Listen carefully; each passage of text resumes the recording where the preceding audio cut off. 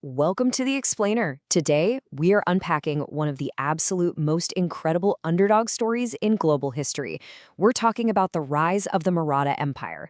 Seriously, this is a story of regional warriors who looked at massive, heavily armed imperial powers and said, yeah, we're going to carve out our own empire anyway.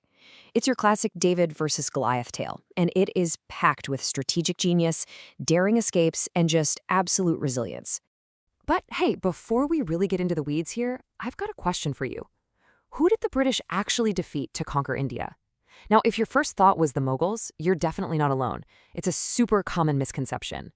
By the end of our deep dive today, we are going to completely bust that myth and look at the actual truth about who the subcontinent's real power players were. To understand this explosive rise, we're breaking things down into 5 quick phases. First, the origins of the Marathas. Second, Shivaji and guerrilla warfare. Third, defying the Mughal Empire. Fourth, the empire after Shivaji. And finally, Phase 5, the era of the Peshwas. Okay, let's jump right in. Phase 1, origins of the Marathas. So the Maratha identity is completely tied to the Deccan Plateau and their native language, Marathi, which actually has a continuous literary history stretching all the way back to the 12th century. But language was really just one piece of this giant puzzle. Between the 7th and 17th centuries, the Bhakti movement was literally spreading like wildfire across India. Bhakti was all about a personal, direct, devotional path to the divine, heavily pushing back against those rigid, external rituals that were so common at the time. Saints like Tukaram, Dyaneshwar, Namdev, and Ramdas were writing poetry and songs, not in some elite, complex language, but in the language of everyday people. They even translated major texts, like the Bhagavad Gita, right into Marathi.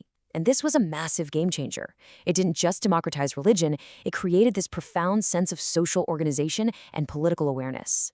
Basically, it laid the solid cultural groundwork that would soon allow the Marathas to unite into an unstoppable political force.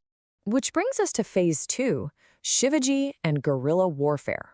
Born in 1630 into the Bhonsle clan to Shahaji and Jijabai, Shivaji grew up steeped in these values in Pune. And incredibly, at just 16 years old, think about what you were doing at 16, he starts launching military campaigns to capture neglected forts and build a sovereign kingdom. The guy had unbelievable forward-thinking vision. He realized pretty quickly that relying just on land power was a losing game.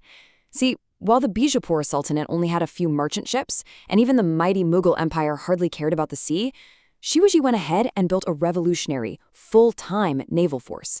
He fortified the coast and locked down maritime resources. For that era, that was a massive strategic leap. But on land, he was still dealing with these colossal, Goliath-like empires. To survive, Shivaji couldn't just fight harder, he had to fight way smarter. So he mastered guerrilla warfare.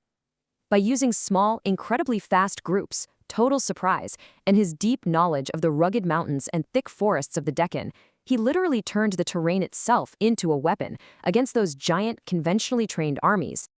Honestly, there's no better example of this brilliant, deadly ingenuity than the Wagnak or Tiger's Claw. Picture this. The Bijapur Sultanate sends their top veteran general, Afzal Khan, to completely crush Shivaji. They set up a one-on-one meeting at the foot of Pratapgarh Fort. Outnumbered and standing in front of a much larger man, Shivaji came prepared. He had this small, hidden weapon concealed in his hand, and he used it to fatally strike Afzal Khan in close combat. With their general suddenly dead, hidden Maratha forces sprang out of the mountains and completely routed the massive Bijapur army. It was just a total masterclass in tactical surprise. Phase 3, defying the Mughal Empire. Because, taking down regional generals is a great way to invite the wrath of the ultimate superpower of the 17th century. It was time for a massive clash of empires. The Mughals sent a nobleman named Shaista Khan with a giant army, and they basically occupied Shivaji's lands for 3 brutal years. But Shivaji wasn't about to face them in an open field. Nope. Instead, he led a daring, stealthy night raid right into Shaista Khan's own camp with just a handful of soldiers. It was so fast and precise that the Khan barely escaped with his life, actually losing a few fingers in the chaos, and he immediately fled the region. It was, for all intents and purposes, a 17th century surgical strike. The Mughals were completely embarrassed. Hitting back even harder, Shivaji absolutely shocked the Mughals by sacking their wealthiest port city, Surat, dragging away a treasure worth almost 1 crore rupees. But here's the fascinating part. Even in the middle of this warfare, he stuck strictly to his principles.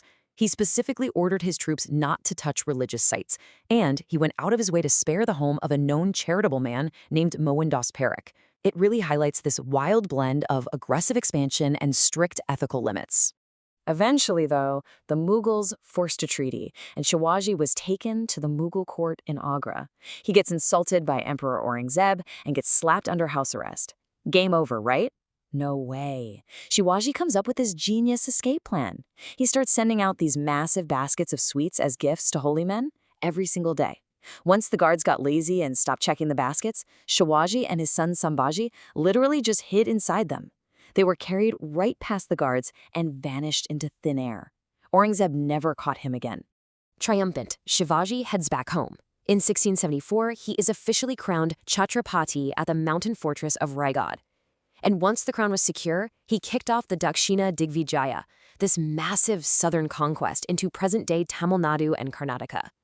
Now, this wasn't just a land grab. It gave the Marathas crucial strategic depth. It was a buffer zone they were absolutely going to need against future Mughal invasions. Moving into Phase 4, the empire after Shivaji. Tragically, a sudden fever claimed Shivaji's life when he was only 50. He left behind a military legacy that Europeans were comparing to Alexander the Great, but he also left behind an empire in immediate peril. Aurangzeb saw his golden opportunity and pounced. He invaded, capturing and brutally executing Shivaji's son, Sambhaji. The next in line, Rajaram, had to flee all the way down to Tamil Nadu. But did the Marathas break? Not even close. They dragged the Mughals into endless, grueling battles. Eventually, Rajaram's queen, Tarabai, stepped up, and she didn't just play defense. She flipped the script. She took the Marathas off the defensive and started making huge incursions directly into Mughal territory. In fact, Aurangzeb ended up dying in the Deccan, having completely failed to conquer them. And that incredible survival story brings us to Phase 5, the era of the Peshwas. Surviving the Mughals paved the way for a huge structural shift, going from a very tight centralized state to a massive, sprawling, decentralized empire. So while the empire was still nominally centered around the Chhatrapati, the actual day-to-day power shifted to the chief minister. The Peshwa, which is a Persian term for prime minister, became the real driving force. Leaders like Peshwa Bajirao I and his son Nana Sahib spearheaded this explosive pan-Indian expansion. But we have to talk about the flip side of this. With that massive growth came a real change in character. Think back to Shivaji's strict discipline in places like Surat. Under the Peshwas, regional chiefs started gaining heavy autonomy, and that sometimes led to major indiscipline and abuses that completely went against Shivaji's original code. For instance, the sources point out that the Marathas' 10-year campaign in Bengal caused a lot of cruelty and devastation for the common people there.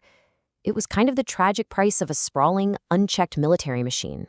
Still, on a military level, they reached heights that were just staggering.